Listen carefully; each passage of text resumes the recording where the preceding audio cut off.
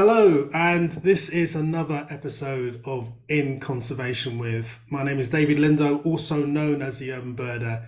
And In Conservation, for those who may have just come across this, is a series of Zoom interviews in which I talk to people, movers and shakers within the conservation world. And today's guest is no exception. This man, I've met Mark a couple of times in my life, but he's he's a bit of a legend, I think, because anyone who has any interest in natural history, especially if you live in the UK, should have at least one of his books in your bookshelves. There's only 12, so there's not many to get. So at least have one. I mean, I've got three, and I'm slack. I don't read, so I'm pretty good. So you should make sure you've got a copy of any of his books in your library. But he's a multi-awarded writer. He's widely acclaimed, of course. You're a writer and author of creative nonfiction and a naturalist who writes and broadcasts on wildlife and for a variety of national media. And your new book, One Midsummer's Day, Swifts and the Story of Life on Earth, has just arrived into your hands, certainly, and on the streets. So without any further ado, I want to welcome Mark to In Conservation with. Mark, how are you and where are you? Yeah, I'm fine. Thank you, David. And lovely to be here this evening. And really great to join a conversation with you. You're one man that I've wanted to be on this particular thing in conservation with for some time now. And by the way, if you are watching this on YouTube, please like and subscribe. That'd be really good if you can. Yeah, you're a guy that I've always wanted to. In fact, I can't remember. I remember the last time the first time. In fact, do I remember the last time we met? Well, I think we met more than 10 years ago, and we've met repeatedly at the bird fair, usually, haven't we? Yeah. I don't think we've traveled together, have we, on any of the tours or anything, but certainly your name has been familiar to me for decades, and I've been an admirer of your work. So we've known of each other very well and shared many conversations, I think, largely at the bird fair. I think that's the main place where we've seen each other. Knowing me for many decades makes me feel very old. Well, I am very old, so. Okay, so you've written another book, yeah. One Midsummer's Day, and ostensibly it's about swifts. And when I got a copy of the book, I must admit, I was thinking this was going to be another book about the common swift that turns up in Britain. And there's been several books about swifts recently, and obviously swifts are much in vogue anyway, for good reason, because they are great birds and the family themselves enigmatic and amazing and mysterious.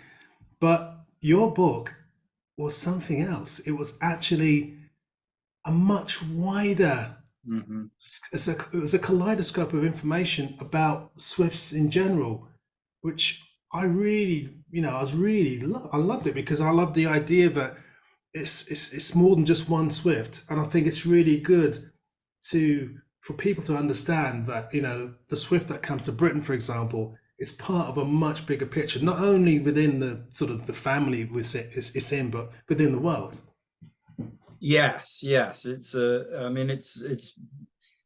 one interesting thing is that swifts are quite homogeneous. There are about 100 species in the world, and many of the characteristics that you find in any single species are often manifest in swifts that people might know in Africa or Asia or Australasia, almost anywhere in the world, since they occur across vast swathes of the tropical and equatorial latitudes, and right up into the temperate zones in Northern Europe and North America as well. So they are quite common. And if you know one swift, you sort of know something about them all.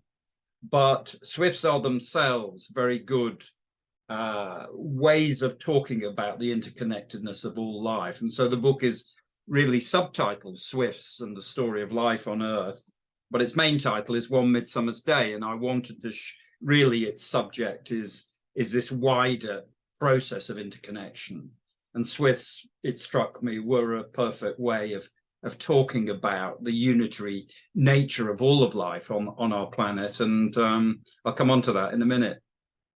You said in your book, in this book, that with previous books like Crow Country, for example, it came from a spark, came from an idea, or something happened to you, and you then went on to write the book. But with this particular book, the germination period was quite a long time, wasn't it? It was. Bizarrely, one of the few times I've been able to show people exactly where it began. I started this little notebook, which just says Blackbird on it, in 2008. I'm a bit of an obsessive for notebooks, and my shelves above my head and the back wall are covered in notebooks, about 90 to 100. And I started this notebook because I wanted to write something. I wasn't sure where it was going.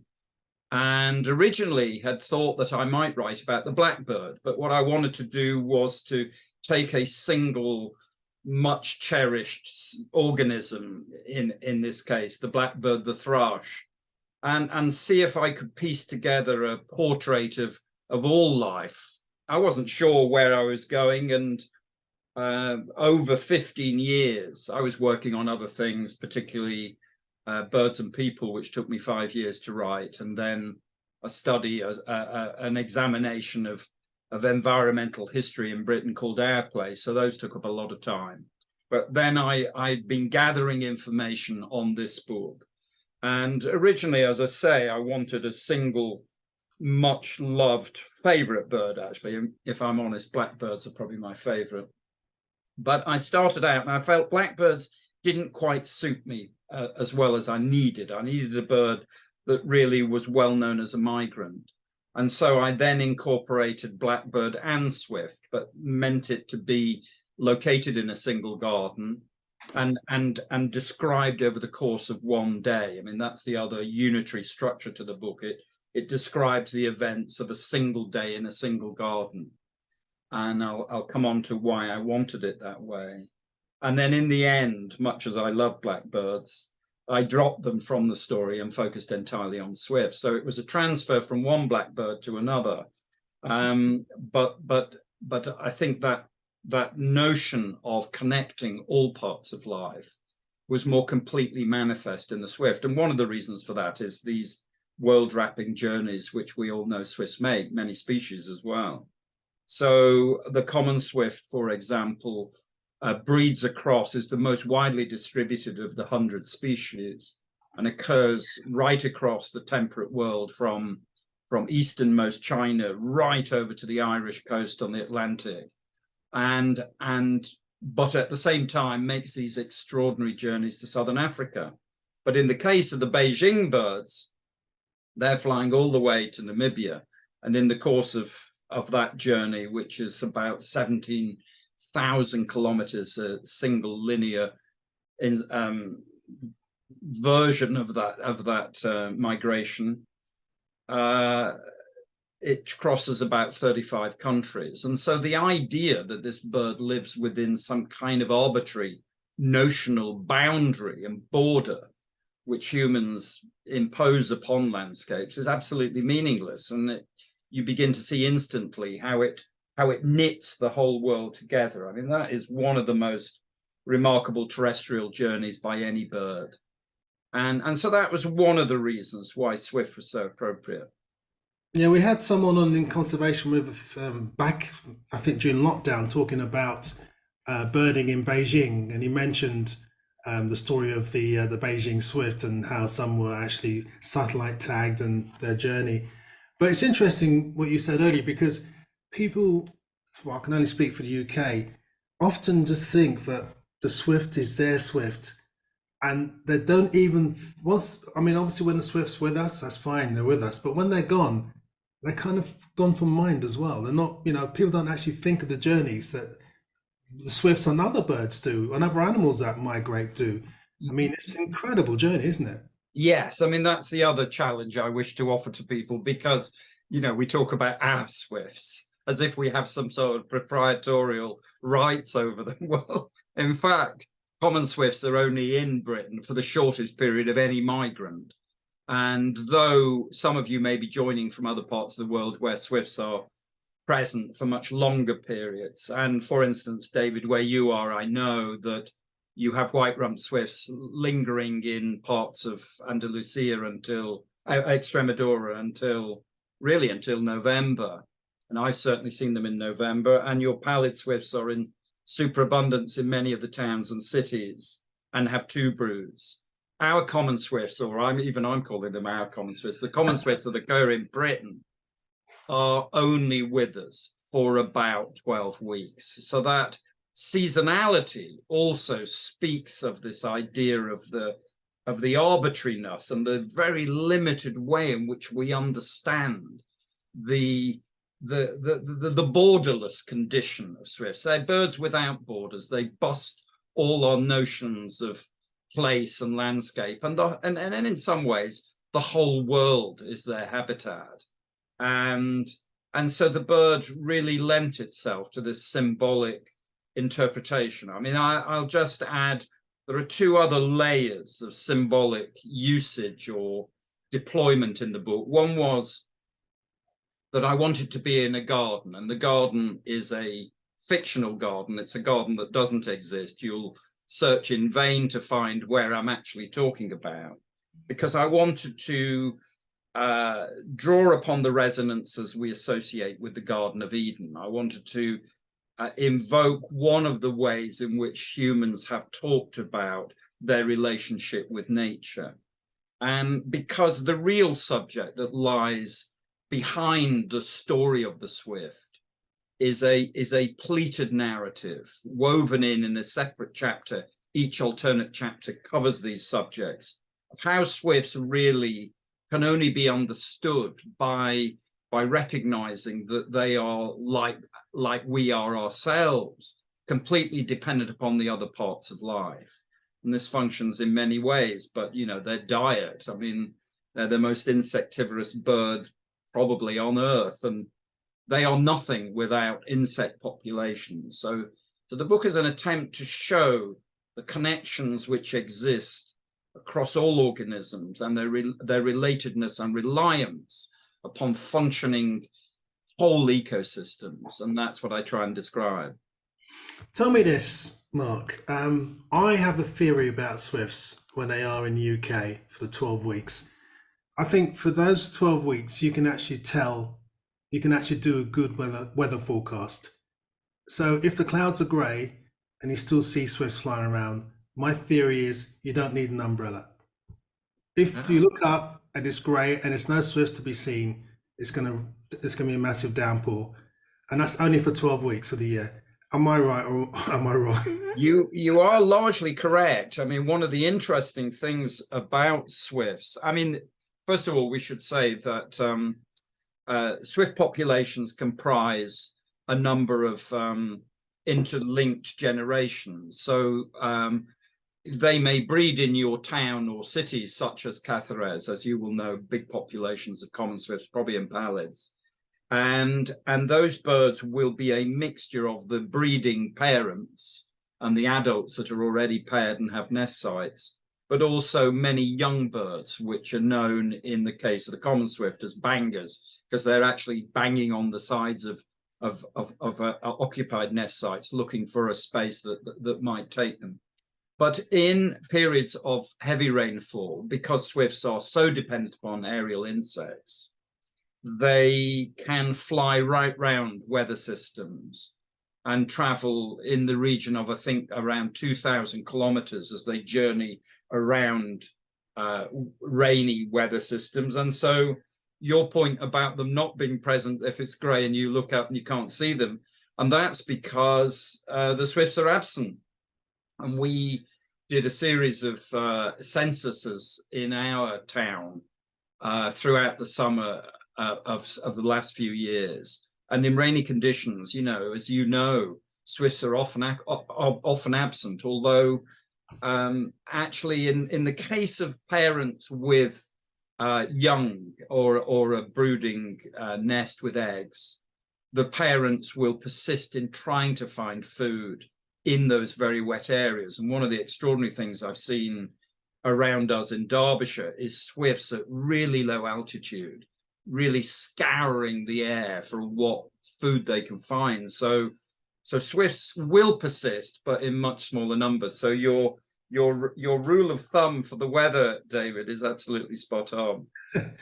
Let's rewind. For those people watching this in the future or even now who may not fully understand the difference between swifts and those similar looking birds called swallows and martins, what is a layman's difference between the two? Well, it was interesting you mentioned those Beijing birds, because Beijing is famous for a sports stadium called the Swallow's Nest.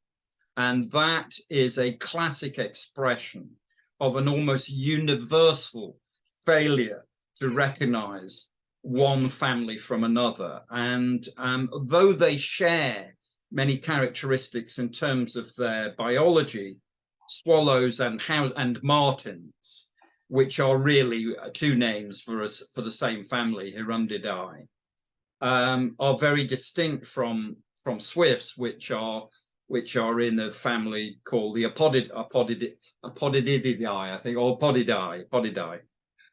Anyway, ironically, the word Apodidae comes from a name ascribed to, which we now ascribe to swifts, was actually defined by Aristotle, and it means footless. Apus means without a foot, because it was assumed that swifts, since they didn't land, were without feet. But actually, the bird that Aristotle describes in his History of Animals is almost certainly the crag martin, which is, of course, a member of the swallow family. So the very conflation of these two very separate birds is systemic in science and in culture. But to return to the differences between them, well, one is part of the non-passerine families and is judged to have occurred on Earth at a very early stage. So by the early Eocene, I think, or even earlier, 65 million years ago, proto-swifts were on Earth, whereas swallows and martins are part of a songbird group that is now considered to be one of the latest groups of birds ever to appear. So they're separated by a massive span of genetic history, but they share common characteristics, and that is that they are designed or shaped by life to feed on aerial insects. Essentially, they have the gift of aerial soaring flight, and therefore they share a number of common physical characteristics. They have very long wings, and they also spend a lot of time soaring and gliding in the middle troposphere or in the lower air levels. But swifts and swallows lower, swallows and house martins lower, swallows and martins lower down, swifts in a higher air level. And the best characteristic to separate them is swifts have much longer and narrower wings. So they are more extremely attenuated and have a more extreme lifestyle. Swallows, for instance, can land, and I think telephone wires were invented to give swallows and martins somewhere to perch. Swallows, of course, can land comfortably on the ground. House martins famously, and swallows famously, land to gather mud to build nests, whereas swifts make their nests entirely of aerial-borne detritus, feathers, moss. Actually, that's not quite true. Some of the South American or North American species can gather vegetation off twigs. They can break twigs off aerial trees, from the tops of trees. And then in its most extreme form, swifts can make their nests entirely from their own saliva. But one characteristic of many of the later swifts is that they possess this highly adhesive saliva. And even in the case of European species, they're able to glue their nests together from feathers, wind-blown straw, feathers, seed heads. Bus tickets was a famous discovery in one nest, and things that are blown into the air with gusty weather conditions. So the swift is a much more extreme version of this aerial lifestyle. And in fact, that's one of the reasons which I wanted to write about swifts, which slowly became apparent to me, that though you can't see the air, though we can't touch it, though we're in many ways incapable of grasping it, the fact that swifts live in air and spend the vast majority of their lives never landing allowed me to talk about this common and shared product that life has created, which is absolutely fundamental to all life on Earth, which is our atmosphere, created by organisms over 3.6 billion years. And that just swifts allowed me not only to talk about terrestrial environments, since they're dependent upon plants and thus insects, but it allowed me to talk about this shared product which we make, which is our oxygen-rich atmosphere. Wow. Now, what many people may not realize is the swifts' their relations, the fact that they are related to a variety of animals, birds that do not share their aerobatic skills. Yes. I Well, mean, well, actually, when I say that, I correct myself because there's one family who are amazing, which, yes, but I'm talking about, yes, I know yeah, what you mean. I know what yeah. you're saying. Yes, they're closely related to both hummingbirds and nightjars, and those are their closest extant relatives. Hummingbirds, of course, share many of the characteristics of swifts, but especially that extraordinary aerial dynamism and, as you say, the sort of acrobatic quality of hummingbirds in flight is related in some ways and is a shared heritage with swifts, whereas nightjars are the closest thing to vegetation that a bird has got in terms of their capacity to blend in and sit invisible in forest and wooded environments. So there are two very distinct groups of bird which are both by chance closely related to swifts, but all of them, of course, are famous. Well, of course, hummingbirds are great nectar feeders and pollinators of plants and occur only in the Americas, but all three groups share this dependence upon largely upon invertebrate diets. You mentioned edible swift nests earlier, which is something that always sort of made me curious since I was a kid. I thought the idea of eating something else's spit didn't really appeal to me. Do you know what it tastes like? I don't actually. I've written quite a bit about edible nest. Well, the soup. I mean, that's why the Beijing sports arena is called the Swallow's Nest, is partly because of this conflation of the two groups. But China has had this millennium-long relationship, or 2 millennium-long relationship, with edible nest swiftlets, and have always thought of these mucilaginous nests made of basically of swift mucus as both health-giving and as a kind of Epicurean dietary item which they've much valued. And so ironically, well, not ironically, and typically, edible nest swiftlet was threatened by this overconsumption of their nests. The site that I really wanted to see, and in fact, I know you're going to ask me a question about where I'd love to go. One place that I was really hoping to go and visit were these caves of Naya in Sarawak, where the largest congregation of swifts ever recorded was seen in the mid 20th century or in the early 20th century. I think it was up to 5 million pairs. And they were largely edible nest swiftlets. But that now has been reduced because of over harvesting of the nests to about 150,000 pairs. I say only. I mean, imagine a cave with 150,000 pairs of birds. But strangely enough, one of the things that saved edible nest swiftlet is the discovery that you can create a kind of artificial, well, bank vault-like human edifice in which the birds will nest, because this product, edible nest swiftlets nests will make in these human structures, but the product is more valuable than gold or heroin.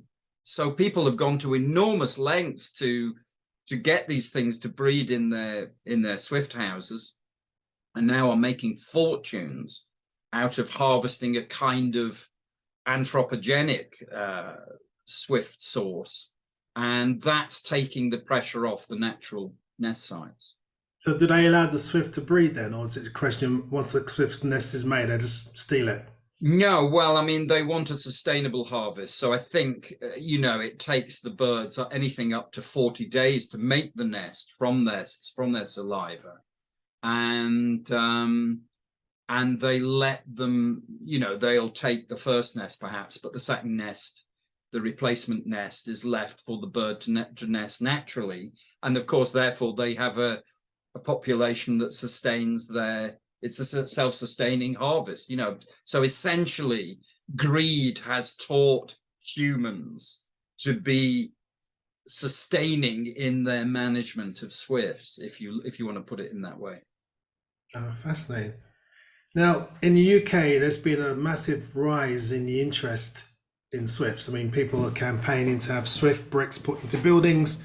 We had Hannah Taylor born in to talk about her campaign to get the government to change their attitude towards conserving swifts.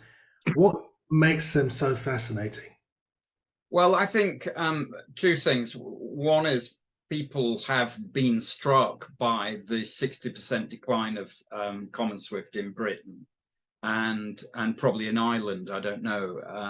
I suspect the population has fallen there because they're victims of modern architecture, which doesn't have the kind of leaky, hole-filled roofs which swifts like. So we've lost 60% in about 25 years. And across the whole of Europe, or certainly in the EU countries, swift is now considered to be near threatened, I think it is, although the global population is still thought to be invulnerable to anthropogenic changes. But I don't know why swifts. I mean, we have had, this is a Europe-wide thing. I think people do love swifts because they represent the season of plenty. Their lives are extraordinary. Their vocalizations, which are essentially a kind of scream, are emblematic of that sense of intensity about the midsummer season. We have had a lot of writing about them, so the bird acquires a kind of cachet and therefore cultural responses in books and poetry. Famously, in an English poem by the poet Ted Hughes, has kind of emphasized the magic and joy and extraordinariness of swifts. And so therefore people have campaigned. I mean, I would say as a caveat, I think just focusing on swift bricks and cavities is, though laudable, and I would never wish to discourage a campaign for swift bricks.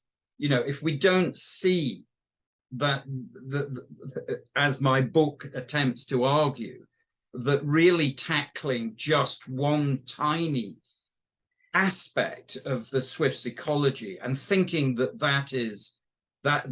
by providing them with a home, that we will be taking account of swift declines, I disagree with that. And I think one of the important changes which we're seeing Europe-wide, though perhaps very slowly in Britain, is an understanding of our dependence and our relatedness with insects. And that's, one of the arguments of the book. I mean, I have a chapter called Swifts Are Insects, and which they are. I mean, their whole lifestyle, everything about their behavior is determined by their diet, their exclusive diet of aerial insects. And we are spending we are deploying somewhere in the region of 50 million tons globally of poisons, which we blithely refer to as pesticides. In our heads, we have this idea that we can target the insects we don't want and spare the insects that we love. And we have developed chemicals, thousands of chemicals, some of which neonicotinoids, a single spoonful of 10 grams deployed with maximum efficiency can kill somewhere in the region of 2 billion honeybees. And while I love swifts and while I love honeybees, I don't just want to talk about those. The whole of the human diet is dependent upon aerial pollination of insect pollination of vegetative crops. And this is another theme of the book, is this interdependent of insects and the dominant vegetation types across all of the biomes on Earth, which is a plant group called the angiosperms. So I have a chapter on angiosperms, and this interconnection between ourselves, the insects, the plants, and the swifts is an eternal theme in the book. So I wouldn't wish us to focus entirely on the loss of nest sites for swifts, though that is clearly a factor in their declines, because we have this absolutely catastrophic relationship with insects. And so the Krefeld report is one of the most important European studies of the impact of pesticides on insects. And we've seen in Germany a long-term study published in 2017, which revealed that insect populations had declined by 80%. But the really significant story behind that report was that those declines hadn't occurred in the chemically drenched crops of arable Germany. No, those declines had occurred within the protected national parks within the country. And so it just demonstrates how there is no border between insect populations and the effects of pesticides from one area that we might wish to choose to spare from our agricultural processes, and those that where we use these chemicals directly. So that's one of the interesting things, and that's something that I would always emphasize in talking about swifts, that really they allow us to have this conversation about the impact of pesticides. Very interesting. Are you still there? I am, yeah. Can you see me? Yeah, something went funny then, all green for a second. It's interesting because, you know, it just goes to show that we have we being, well, I suppose the whole population that are concerned about conservation sometimes can be accused of having a very simplistic view as to what the solutions are. And that's not, I mean, you've just given a fantastic example of that. But it's like, for example, I sort of, my work is within urban areas. Ooh, yes, please. Sorry, can you turn off your camera? Yeah, sorry. Yeah, Nick's done it. Yeah. So basically, within urban areas, you've got most of the people living in Britain or living in the world actually live in urban areas, yet they think that conservation is something to do with somewhere else. It starts at your doorstep, and it's getting that message across that actually all of us can do something. It's from the doorstep. It's not from someone else's problem to deal with somewhere else. And I think, you know, again, what you just said is so eloquently, it just goes to illustrate that we are sometimes getting that message wrong when it comes to telling not only our fellow general public, but also the people in power that can make a difference if they so could be, turned. Yes, I mean, I'm just working on a new book trying to distill the arguments of our place, my book on environmentalism, down to the shortest possible readable text that I can to get the message across. But this there's a tawny owl calling away. I don't know if you'll hear it from here, but No. the sense of disconnection is extraordinary. And I mean, I take this book, which is about the totality of life, the origins and the shape and where life comes from. And so I've had to try and master subjects which I am not deeply familiar with, astrophysics, because truthfully, while you and I, David, love organisms that are macroorganisms that we can see with binoculars and birds, but for me, insects and increasingly plants and things like fungi, etc. And all of that life, all of it is completely impossible without what I call the great dais of monocellular life, which determines most life processes on the planet. And one point I make is that by dry weight, you as an organism, you as a human being, are made up of the ancestors, monocellular ancestors, which are present in every cell in your body. And I was talking to an absolutely brilliant astrophysicist today called Bob Fosbury, who's doing completely groundbreaking work on the impacts of light, and particularly looking at using the blue light that we've started to use in LEDs and the damaging impact. But also he's looked at the impact of daylight and the necessity for humans to access daylight, because every cell in our body carries mitochondria, and those mitochondria were derived from monocellular organisms, which were incorporated into larger, more complex multicellular life, including ourselves. And those mitochondria, which are present in all life forms, need ultraviolet light. And if you live indoors and you spend your life looking at your phone in environments where ultraviolet light doesn't penetrate, you are destined to suffer ill health. And I think the epidemic of mental illness, one of the things that they're finding in China is a complete terrible consequences of myopia, because people are not accessing ultraviolet light.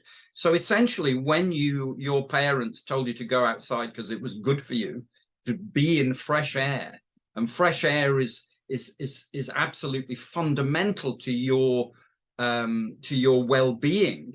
Well, it was important to your well-being, but not to you as a human, but to the monocellular life, which has determined the entire biochemical structure of your organism. You need to look after your inner microbe, because that is what's determining everything about your health. And it's an extraordinary breakthrough, groundbreaking piece of work that is just coming through about the impacts of ultraviolet light on all organisms that carry mitochondria. And that is all eukaryotic life on Earth, which is essentially everything multicellular. Every plant, every insect, every bug, every spider, every human, every mammal, every bird is a eukaryotic life form. And we carry mitochondria, and those mitochondria require ultraviolet light. So the connectedness of life is really fundamental, and we have completely ignored our connections to these other parts of life. And that's how we've ended up in a crisis of climate change. But to you and me, David, and to everybody in the audience, the fundamental challenge which we are profoundly exercised about, aside from the current politics in the Middle East, is the loss of biodiversity.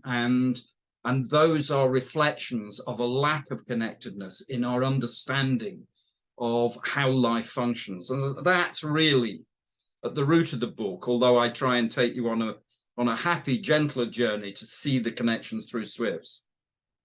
It's when you put it in those terms, it kind of, I think in much more simple terms in many ways, because I think to myself, it's not about saving the planet.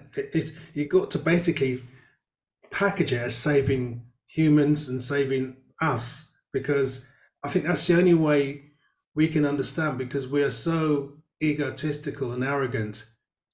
Yes, we need to be told something like this, that it will affect us and our children and their children before people will start doing anything, because I get so angry when I see how people regard nature as just, it doesn't matter. You know, if I can still look at my phone, I can still drive my car, I can still watch TV, I can still go on holiday. It doesn't matter. In fact, I'm actually happy there's less insects. I don't have to clean my car anymore. I'm happy because no bugs come into my house anymore. You know, it's Yes, it's catastrophic. Well, I agree with all of that, but if you tell people that 1 in every 3rd mouthful of food that they put in their mouths is as a result of insect pollination of plants, then every piece of fruit. I mean, one of the interesting ones that I rather like is that chocolate is pollinated by flies. So not only have you got to love your monocellular organism, you've got to love your inner fly too. And of course, I do love flies. And I rail against excessive use of insect poisons. I mean, they call them pesticides. It's basically just poison. And you know, I mean, the other thing, I've just written a little piece about fungi. I mean, fungi are absolutely at the root of health of most plant systems on Earth. And yet we're dispersing $20 billion worth of fungicide every year. You've got to love your inner mushroom too. So, you know, the connections between the parts of life and our dependence upon it.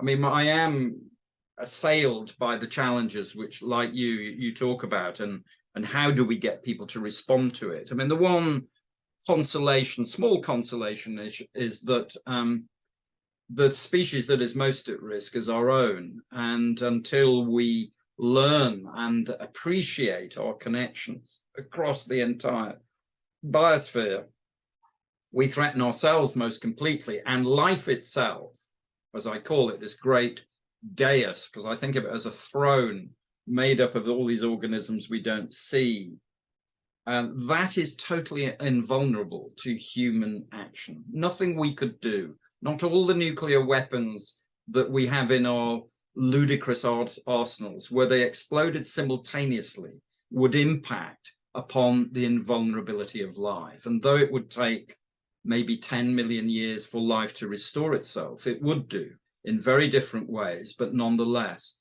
life would be returned to this planet. It's just that we wouldn't be here to cherish it and to see it. Well, that's the thing. We're so arrogant. We say that we need to save our planet, but actually, as you say, the planet will carry on. Yeah. The planet doesn't need us. No, and that's a wonderful line. The book is dedicated partly to my wife, Maria, who's downstairs, and partly to a fantastic, well, I call him my hero or heroic environmentalist called Edward O. Wilson, E.O. Wilson. And Wilson said, you know, if humans disappeared within 10,000 years or within 1,000 years, life would have returned to the steady state abundance, which was manifest 10,000 years ago. But if insects disappeared, life would basically, most systems would basically collapse. And that's really putting what's important in the biosphere before what is relatively insignificant. And the insignificant part is our own species. Well, we could carry on this subject. Let's return to Swift slightly to bring the atmosphere up a bit, because I'm feeling doom and gloom. Swifts are very mysterious creatures. As you said in your book, you talked about a couple of species that have been known from tiny, tiny locations and haven't been seen for ages. And I came across, I don't know if you can see. Yeah, I can see it. That's the black swift, which is from Western North America. And I think I've seen one once, maybe. But in your book, you were talking about the fact, I mean, as an example of how mysterious swifts are, the fact that the black swift, you know, they didn't really know where it nested until very recently, and they still don't really know where it winters. They are so difficult to study, aren't they? They are. I mean, this aerial lifestyle, I mean, that's, the book is partly also about imagination, because of all birds, their life can't be followed in real time. It's not like a thrush or or even something like a hummingbird, where you can watch it feeding in your garden for hour upon hour. There are certain species which you can intimately connect with, and though it might be elusive, like say a kingfisher, you can ultimately find ways to study it. But swifts, with the exception of the 12 weeks when they're here sitting on their eggs in a nest, which is usually, it has to be said, in some lightless chamber in the top of a roof, you just can't follow them. They are beyond grasping. I mean, bizarrely, they nest above our heads, but most of their lives pass over our heads. And so, you asked earlier why we have this deep and passionate commitment to them. I think it's because they are embodiments of a kind of mystery which they bring into our lives, into our domestic settings. Actually, of course, for you, David, it's a particularly important bird because it brings the most, it's probably the most mysterious of urban dwelling species. Unlike gulls or starlings or swallows even, or house martins, which you can follow and track and keep in sight for hours upon end, swifts just defy you at every stage. And so the story I found absolutely fascinating was the breeding, was the wintering location of chimney swift, which is the North American counterpart to our common swift, was previously abundant across many urban environments, nesting in great industrial structures in North America. And yet until the 1940s, people had absolutely no idea where it spent its winters. And the American ornithologists ringed thousands upon thousands of these birds to try and work it out. I mean, the story of its discovery, which is in the book, is a really, incredible tale of scientific persistence, or investigative persistence by a handful of absolute devotees. So I think swifts inspire us for exactly those reasons. They are mysterious, they hold on to their secrets, and they bring magic into our lives. I'm interested in you, Mark, as a writer, actually, because it's an interesting, it's interesting to work out or to talk to people about their processes. And I mean, for example, have you always had this inclination to write? I mean, since you were a kid, how did it come? Well, I was a great, I wasn't very well equipped for many other jobs, and I did English at university. And I had a kind of wish to write when I was very young, when I was 20, 21. And as I say, you can see this row of books that's just up here, which I can point to. I started to keep diaries, detailed diaries. They're terrible, self-absorbed juvenilia, and I'd be embarrassed even to, for anybody even to look inside them. But yes, I sort of wrote a lot, and then I got a break when I was about 25. I was invited to write a chapter because of my interests. I mean, one of the things that's characteristic of my work is I've been interested in a holistic vision of I'm interested in as many things as possible, not only in terms of natural history, but I was fascinated by religion, and I did quite a lot of study of Buddhism when I was in Nepal, when in my 20s. And I got invited to write about a Victorian polymath called Brian Hodgson by a legend of Asiatic ornithology called Carol Inskip. And Carol and I co-authored this sort of biographical study of Hodgson. And that gave me a break to start to write about subjects. But my fate was sealed by my editor and my agent in the turn of the century, telling me that I had to write it, or in the late 1990s, telling me I had tried to be a real writer, and my books had been about travel writing and history and biography. But they wanted me to write a book about this tribe of lunatic people that I was a member of, who were bird watchers or birders. And I wrote the book Birders, and I've never really escaped the tag of being a writer about nature ever since. So yeah, no, I've always written, and I have book projects looming up all the time. Some of them take longer to produce than others, but at the moment I'm working on new books. I write every day, but not necessarily. I'm very obsessed with photography. I don't know about you. I love photography, but um, it's interesting because you are, I look at you as a nature writer, but you're right. You're right across the board about lots of different things. I love your diction. Juvenilia is a word that I'm going to be using now. It's just, I never heard it before. Love it. So when you actually write, let's talk about nature writing, because that's what people watch this series, or they're interested in nature and conservation. Mhm. When you actually sit down to write, are you very sort of regimented? Do you say to yourself, right, I'm doing these blocks of time every day? Are you kind of one of those writers that lock themselves away for about 6 months or maybe longer? Well, I mean, I've written 13 books now. Well, one co-written with Carol, but two of my books. I mean, I haven't written a huge in number. I've contributed to another 34 books, but I've written myself these 13 books. Two of my books were Birds and People and Birds Botanica, and between them they represent 700,000 words, over 700,000 words, which is essentially 7 separate books of 100. This is probably about 70 or 80,000 words, so it's much shorter than, it's a tenth of those two books. I wrote. May I interrupt you just to say that both of them are proudly in my bookcase behind me. Oh, well, that's good. Yeah, those are the books that probably I'm best known for in wildlife circles. But I write slowly. I mean, one of the things that I berate myself for is writing slowly.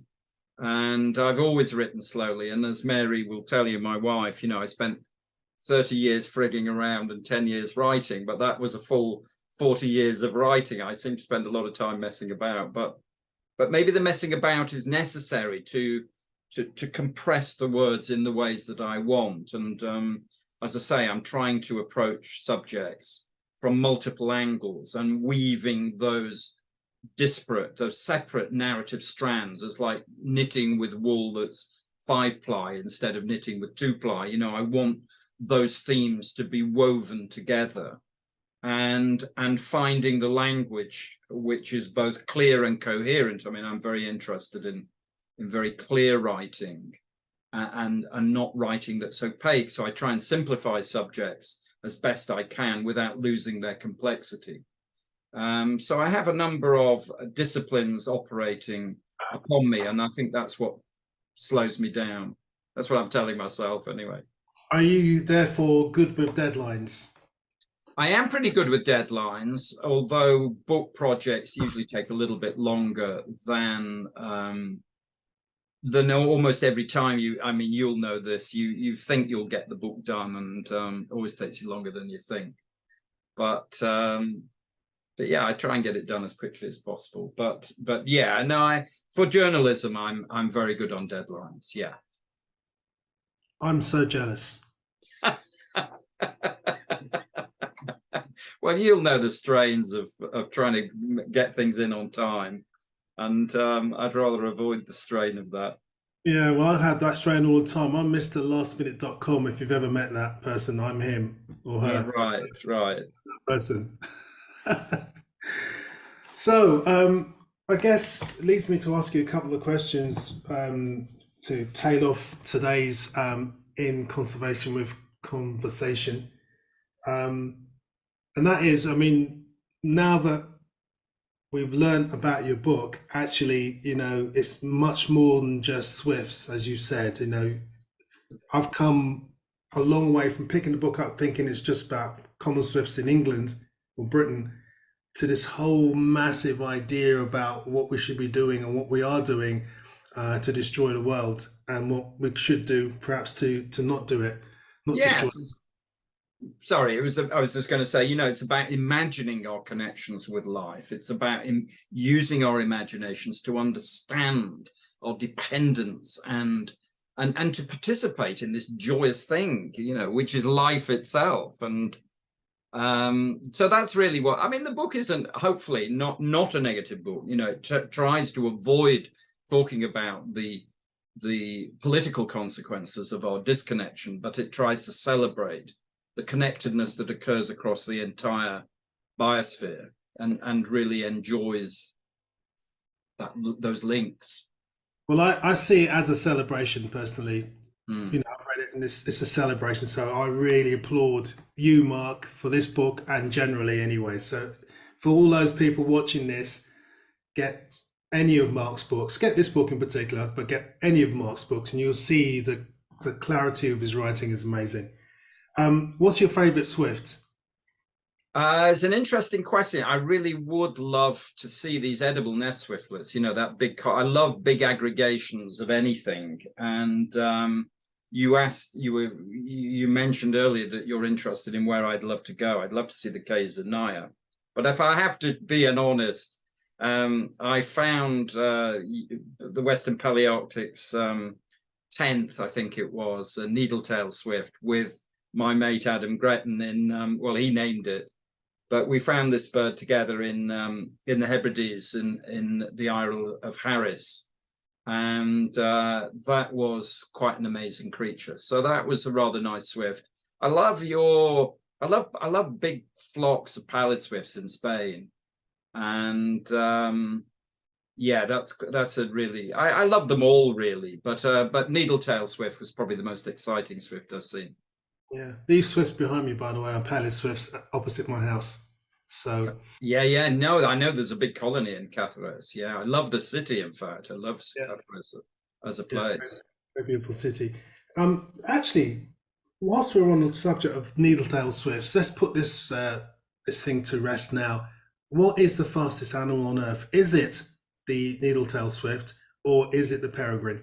Well, I think in level flight, when it's simply using gravity to fly, you know, on a flat plane, then, you know, in other words, its wings are so aerodynamic that it achieves highest speed. I think it's thought to be needletail swift about 120 kilometers an hour.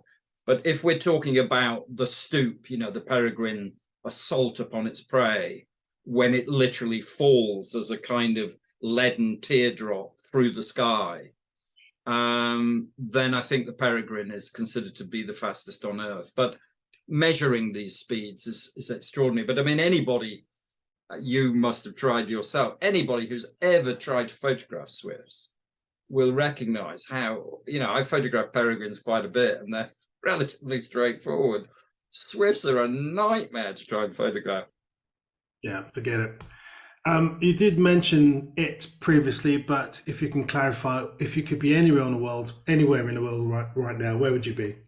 Well, there are two. I thought about this, two answers. One was the caves of Naya in Sarawak, where there's a superabundance still of needletails, of edible nest swiftlets, which in the under the ground actually navigate by echolocation like bats. But the other thing I'd really love to see is those extraordinary winter aggregations of monarch butterflies in the mountains of Mexico. Those are the two sites that I would absolutely love to see. You know, in fact, I was thinking about that. That might make a rather wonderful book. But yeah, no, I love big congregations of common things. I think that's the most magical part of all life. Well, it sounds naturalist. Yeah, it sounds as if you might need to come on my tour next February to the city to see the numbers of monarch butterflies there. So in Mexico. Yeah. Wow. Well, I must if I. If you've got space, I'll definitely join you. I'll have always space for you. Always have space for you, Mark. So thank you, Mark, for talking to us today about Midsummer's Day, or One Midsummer's Day, Swifts and the Story of Life on Earth. Great book. Definitely get it. Thank you very much for your time, Mark. You're very welcome. Now, is the discussion with your group, or shall I stay for that? I wasn't quite sure. You're staying here. I'm saying Okay. goodbye to you now, but you're staying here. I'm saying goodbye to the Zoomers, but we're all staying here. I'm also going to let you know, for those people watching on YouTube, that if you check in the future, because we're talking about the future now, there's lots of other in conservations coming up coming up soon, including conservation conversations on the secrets of bird molt. There's one on the RSPB, what is the Royal Society for Protection of Birds? I mean, that should be an interesting one. And also, we've got one on cryptozoology, one of my favorite subjects that people don't know about. I love cryptozoology. But We're going to have a conversation. absolutely. But thank you, Mark, and everyone else. And all I can say now is take care of yourselves and keep looking up at those swifts. Thank you.